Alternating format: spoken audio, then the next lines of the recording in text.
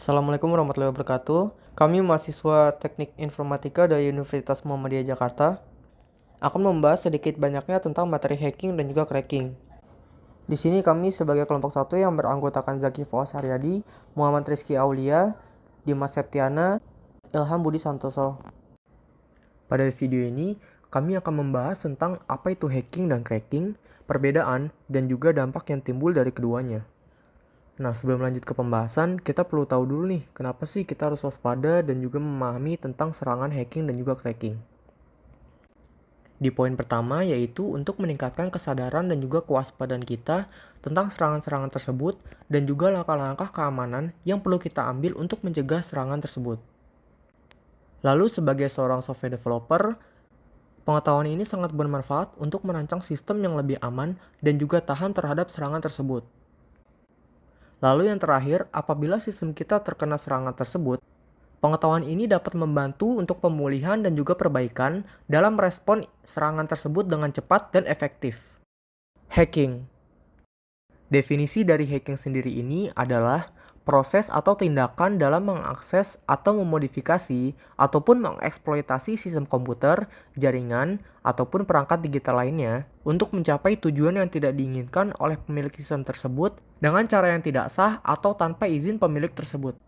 Hacking sendiri memiliki beragam tujuan tergantung dari motivasi yang dilakukan oleh individu ataupun kelompok yang melakukannya, seperti mencari celah keamanan untuk memperbaikinya, hingga mencuri data atau merusak sistem.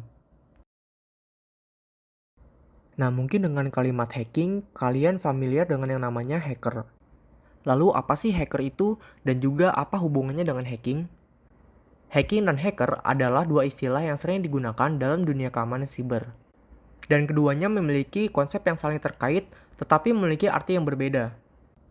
Seperti yang telah dibahas sebelumnya, hacking adalah sebuah tindakan untuk mengakses sistem komputer tanpa seizin pemiliknya, dan tindakan ini dapat bersifat legal ataupun ilegal. Sedangkan hacker adalah sebuah individu atau kelompok yang melakukan aktivitas hacking. Mereka dapat dibedakan berdasarkan niat dan juga metode yang digunakan. Nah, selanjutnya kita akan membahas tentang jenis-jenis hacker tersebut. Yang pertama ada white hat hacker. White hat hacker di sini adalah seorang individu ataupun kelompok yang menggunakan keterampilan hackingnya untuk mendeteksi dan juga memperbaiki celah keamanan dalam sistem komputer dan jaringan secara legal dan juga etis. Biasanya mereka bekerja untuk melindungi data dan juga infrastruktur dari serangan cyber. Selain melindungi data dan infrastruktur dari serangan cyber, white hat hacker memiliki peranan dalam melindungi informasi sensitif dan mencegah akses yang tidak sah. Lalu white hat hacker juga memiliki tugas untuk memastikan sistem dan jaringan sesuai dengan standar keamanan dan peraturan yang berlaku. Selanjutnya ada grey hat hacker.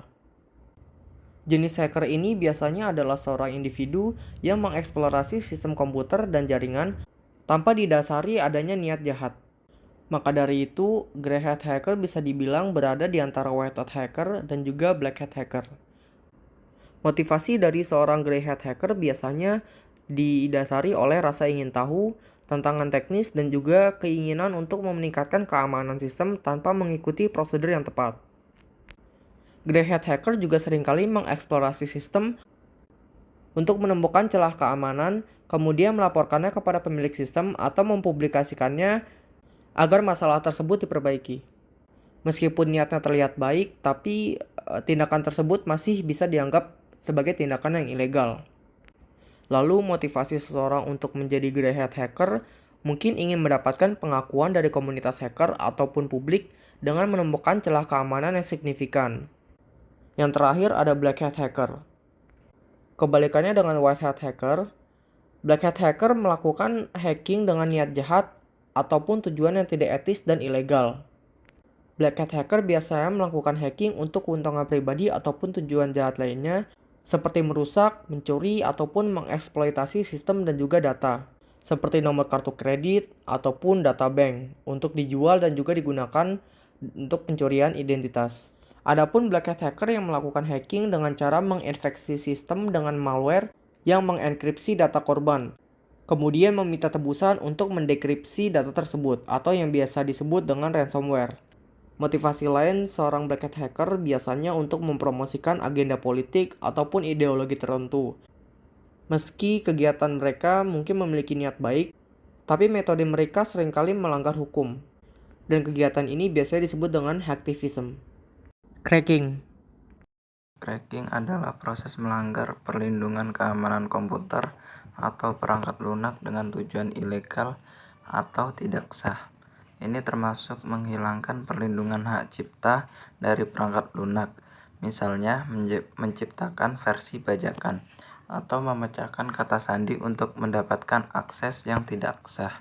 Perbedaan utama antara hacking dan cracking terletak pada niat dan tujuan dari tindakan tersebut.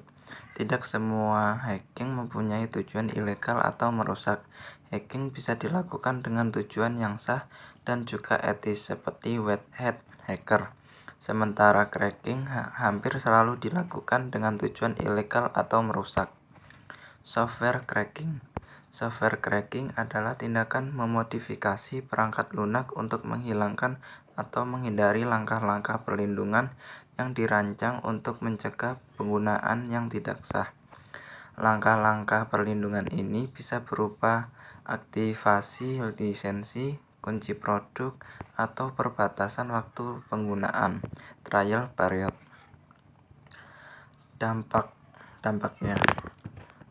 Dampaknya dibagi menjadi 4, yaitu yang pertama, software cracking adalah kegiatan ilegal dan melanggar undang-undang hak cipta serta lisensi perangkat lunak. Pelaku dapat dikenai denda besar dan tuntutan pidana. Yang kedua, program hasil software cracking seringkali mengandung malware atau virus yang dapat membahayakan sistem pengguna. Yang ketiga, mengakibatkan kerugian finansial bagi pengembang perangkat lunak karena hilangnya pendapatan dari penjualan lisensi. Yang keempat, pengguna perangkat lunak bajakan tidak mendapatkan dukungan resmi atau pembaruan keamanan yang dapat menyebabkan kerentanan terhadap ancaman cyber.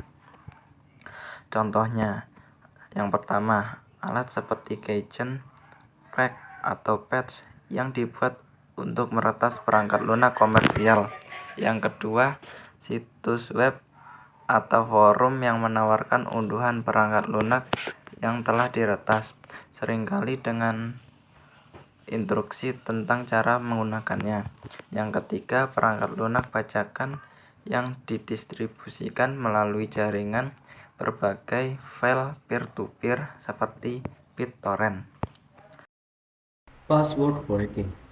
Password cracking ialah proses memperoleh kata sandi seseorang secara tidak sah dengan menggunakan berbagai teknik untuk mengakses akun atau sistem komputer tanpa izin. Bertujuan untuk mendapatkan akses ke informasi yang dilindungi dengan kata sandi.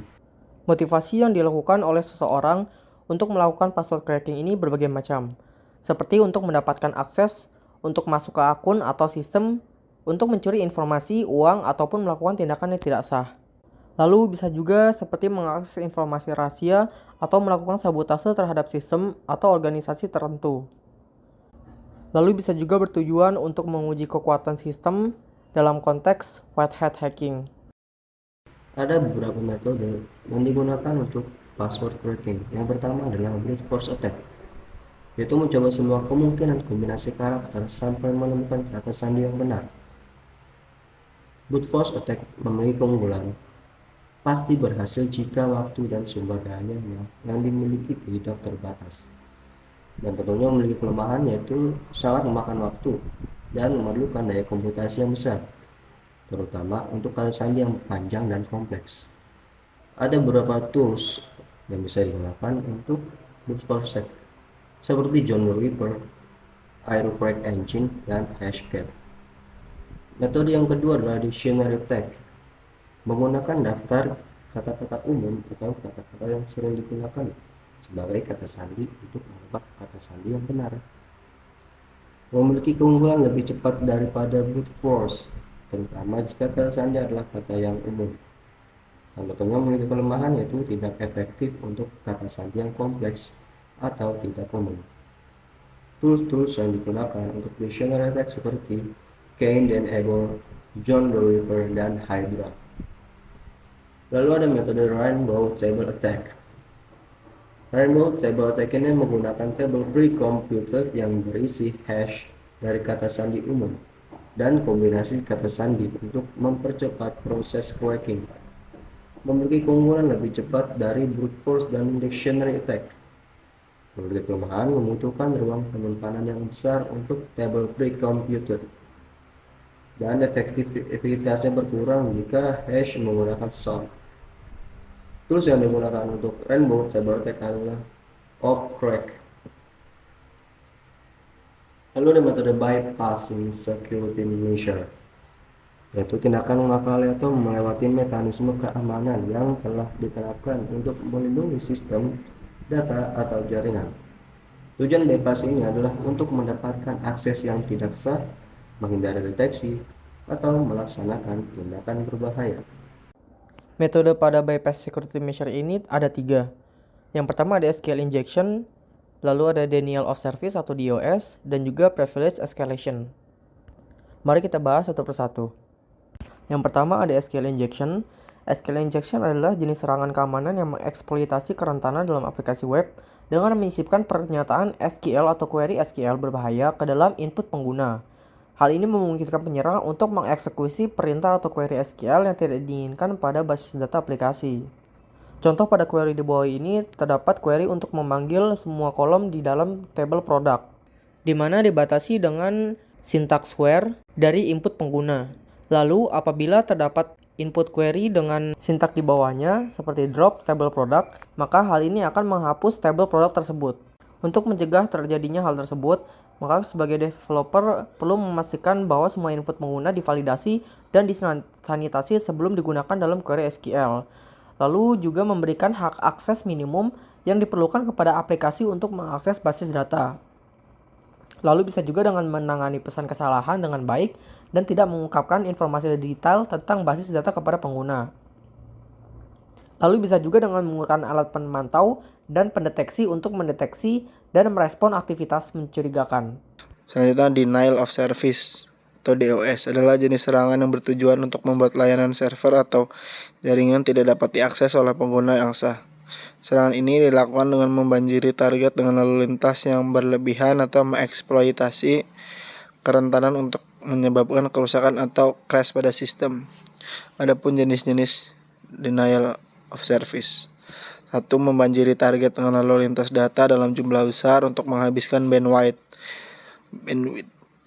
2. Mengeksploitasi kelemahan dalam protokol jaringan untuk menghabiskan sumber daya server. 3. Menargetkan lapisan aplikasi dengan permintaan yang tampak sah, tetapi dalam jumlah yang sangat besar, seperti mengirim sejumlah besar permintaan HTTP ke server web. Pencegahan menggunakan load balancer untuk mendistribusikan lalu lintas masuk ke beberapa server. 2. Menggunakan IDS untuk mendeteksi dan merespon aktivitas mencurigakan. 3. Membatasi jumlah permintaan yang dapat dibuat oleh satu sumber dalam periode waktu tertentu. 4. Menggunakan web application firewall untuk melindungi aplikasi web dari serangan lapisan aplikasi. 5. Menggunakan server cadangan untuk memastikan layanan tetap berjalan jika server utama diserang. 6. Menggunakan layanan yang menyediakan perlindungan khusus terhadap serangan DDoS dengan menyerap dan mengalihkan lalu lintas serangan. Selanjutnya, privilege escalation adalah tindakan di mana penyerang mendapatkan hak akses yang lebih tinggi dari yang seharusnya dimiliki oleh pengguna biasa. Hal ini dapat dilakukan melalui eksploitasi kerentanan dalam sistem, salah konfigurasi atau manipulasi keamanan. Jenis-jenis privilege escalation ada 2. Yang pertama yaitu pengguna mendapatkan hak akses yang lebih tinggi dari seharusnya. Contohnya adalah pengguna biasa yang mendapatkan akses administrator atau root. 2. Pengguna mendapatkan hak akses yang sama seperti pengguna lain tanpa meningkatkan hak akses. Contohnya adalah pengguna yang mendapatkan akses ke akun pengguna lain. Selanjutnya, pencegahan dari privilege escalation. 1. Secara rutin menginstal patch keamanan dan memperbarui perangkat lunak untuk menutup kerentanan yang diketahui. 2. Mengatur hak akses dengan prinsip least privilege, hanya memberikan akses minimum yang diperlukan. 3. Menggunakan kata sandi yang kuat dan unik serta mengimplementasikan autentikasi multifaktor. 4. Melakukan audit dan pemantauan aktivitas sistem secara berkala untuk mendeteksi aktivitas mencurigakan. Sekian materi hacking dan cracking dari kami. Terima kasih.